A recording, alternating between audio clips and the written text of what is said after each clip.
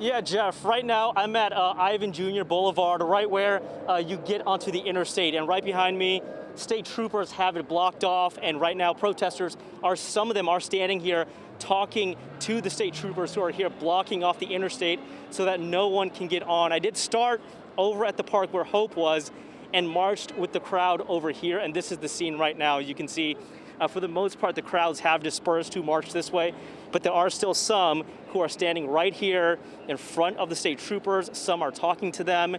The march from the park over this way, for the most part, was peaceful. Everyone just chanting, carrying their signs, and there was one brief moment that was tense when a woman was spray painting a business and someone who worked inside came outside and confronted her. But other than that, for the most part, it was peaceful. And again, right here at the intersection of Ivan Jr. Boulevard and William Street, this is going on. State troopers blocking the entrance to the interstate with traffic now backed up.